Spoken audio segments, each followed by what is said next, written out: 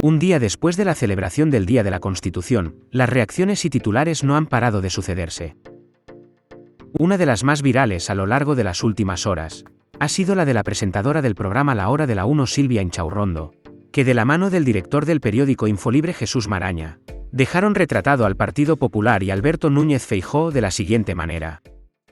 Todos los demócratas españoles estamos celebrando hoy el texto del acuerdo, del pacto, del diálogo, del consenso que nos ha permitido los mejores 46 años de nuestra historia. Quiero, por tanto, desde el Congreso de los Diputados, reiterar el compromiso del Partido Popular con la Constitución.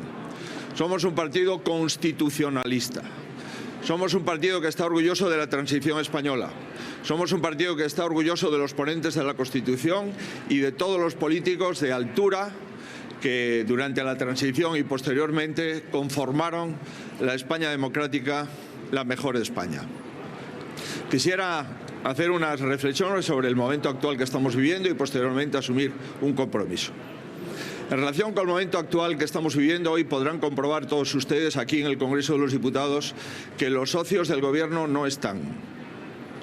Que los socios del Gobierno actual no asumen los principios constitucionales de la unidad territorial de la nación española, de la monarquía parlamentaria, de la monarquía constitucional y de la igualdad de los ciudadanos ante la ley y también ante los servicios públicos. El Gobierno, pues, está solo en la celebración de la Constitución. Pero a mí lo que más me preocupa es que el Gobierno está mucho más cerca de sus socios que de la Constitución española. La Constitución española no se puede celebrar un día y despreciarla o conculcarla todo el resto del año. Y este Gobierno, en mi opinión, es el Gobierno que más ha atacado a la Constitución del 78. Y voy a explicar por qué muy brevemente. Primero, porque el Gobierno nació en contra del principio de igualdad de todos los ciudadanos ante la ley, gracias a la ley de amnistía. Segundo, porque está ocupando las instituciones del Estado, empezando por el Tribunal Constitucional, por el CIS, por los medios públicos de televisión, el Banco de España, etc. En tercer lugar, porque el Gobierno no respeta las Cortes Generales en su totalidad y el Senado, aprobando leyes, se bloquean totalmente en el Congreso o no se tramitan. En cuarto lugar, porque el Gobierno está en contra del principio constitucional de la libertad de expresión de los medios de comunicación. Y en quinto lugar, porque el Gobierno está criticando y deteriorando la independencia judicial y el respeto a las sentencias de jueces, magistrados y tribunales. Hoy, por tanto, es un gran día para recordar la separación de poderes. Es un gran día para recordar la independencia del Poder Judicial. Es un gran día para recordar que en España nadie es más que nadie. Por mucho presidente del Gobierno que seas, por mucha familia que tenga el presidente del Gobierno o por muchos problemas que tengan los ministros que conforman el Gobierno. Insisto, nadie es más que nadie en España. El rey es el primero que se somete a la Constitución y el Gobierno ha de respetar la Constitución y, por lo tanto, la separación de poderes y la independencia del Poder Judicial. Y finalizo con un compromiso personal y en nombre de mi partido. Vamos a preservar la Constitución del 78. En el año 2026, esta Constitución se convertirá en la más longeva de nuestra historia, superando la vigencia de la Constitución de 1876. La mayoría de los españoles sigue en el camino de la lealtad constitucional, en el camino del consenso y esta España de las autonomías. Esta gran nación que es España quiere seguir construyendo consensos y acuerdos.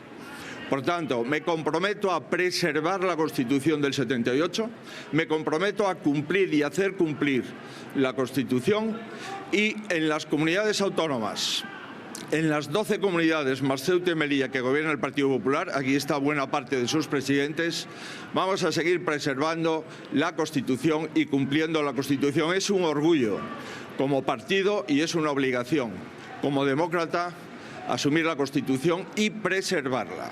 Vamos a reinstaurar los consensos del 78 y este partido es un aliado incondicional de esos consensos, de esa transición democrática, y nos sentimos muy orgullosos y por eso vamos a custodiar los consensos constitucionales, y les puedo asegurar que eso es un permanente compromiso con la sociedad española desde el partido mayoritario, que es el Partido Popular.